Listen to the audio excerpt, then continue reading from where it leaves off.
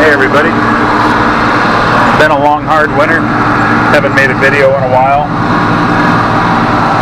Probably since February or March. So I got some seat time in the mowing tractor today. Thought I'd do a quick update.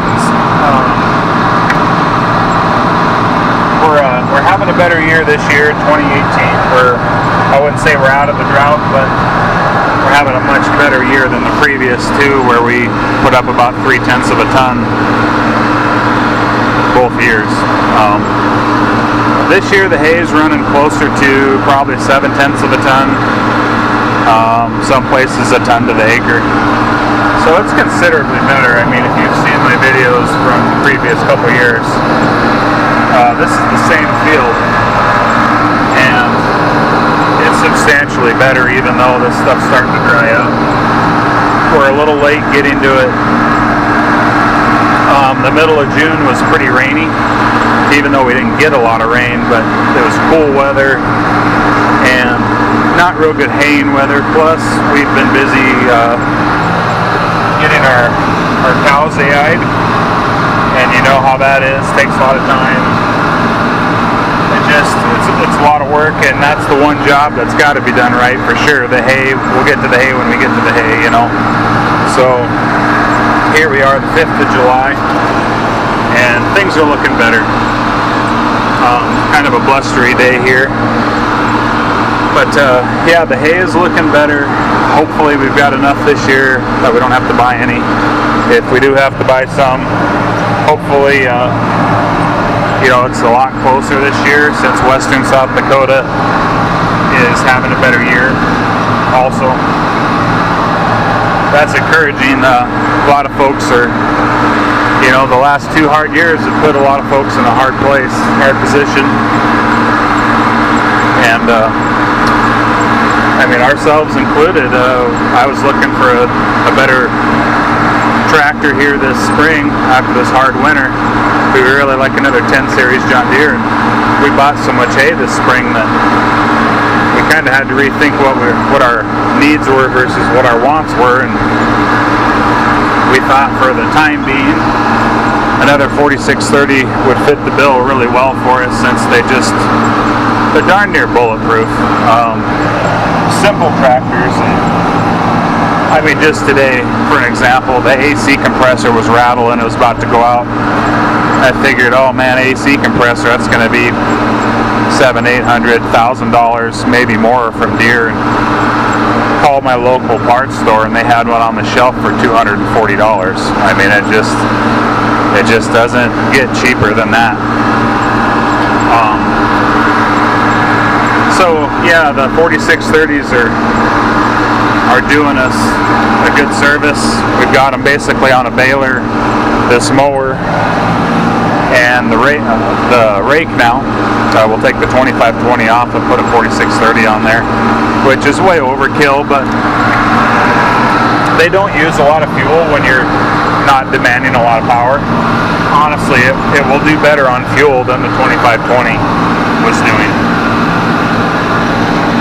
The TM1400 is doing good. We're in the 4th year this year with it. Had a few little things that I've had to do to it. I had a couple of bushings for basically the arms on the wings. I had them crack out some welds that I had to re-weld up, and I don't know if it's because of their weld job, if they didn't do a good enough weld job on it, or if it's the penetration of the weld. I'm not quite certain, but I've taken care of that, and I haven't had any more issues there. The only other thing I did was I hit a big old rock this year about the size of a football. I don't know where it came from, and kind of one of those things kind of makes you wonder if it came out of a manure spreader or something. So I hit that rock with one of the turtles, and it broke some teeth in the turtle housing, which was kind of I won't say it was a bad job. They have to take that big threaded rod off, you know, apart, and those turtles will slide off independently. Each turtle is a self-contained unit. So if you damage one, you don't damage any of the others. You know, they don't share any grease. You can just take off the damaged one and repair it or replace it and slide it all back together. Getting it all torqued up to 775 foot-pounds again is a little bit harder thing to guesstimate unless you kind of know what that's supposed to be. About a 4-foot cheater bar with a 200-pound guy on it works pretty good for us. So that got taken care of. I mean, we did that in about 2 hours in the evening, took that cutter bar apart, replaced that turtle and put it back together, so it wasn't too bad. Now on the new TM1400s, 1210s, I really like the look of those mowers. I've looked at some of them. They have really beefed up how it handles each wing.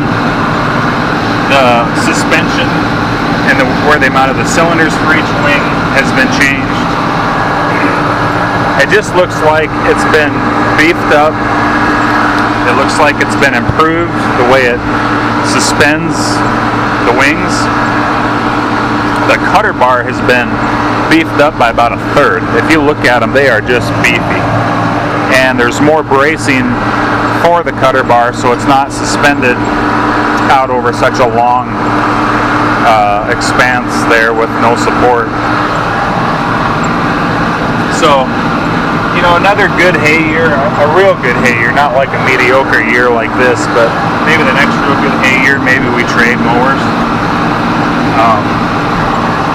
Because one of the big advantages on that new cutter bar is that Q3 cutter bar is like where I hit that rock, they have a shear ring on each turtle where if you hit something hard enough, it'll shear that ring off instead of damaging the gears inside that turtle. So that would have saved me some time, and it would have been better for the cutter bar to have just done that rather than do some damage internally. So yeah, things are going good. Things are looking better than they were. Like I say, we're not out of the drought yet, for sure. We're not out of the woods, but we're having a better year in this area. And just wanted to kind of give you guys an update. Hope everybody else is doing well, staying healthy, and enjoying this new year. So we'll stay in touch, and hope you enjoyed the video. Hopefully pretty soon here I'm going to do a video on the new 4630 we bought, and maybe just a video on them in general, kind of an update. So that's all for now. Thanks for watching.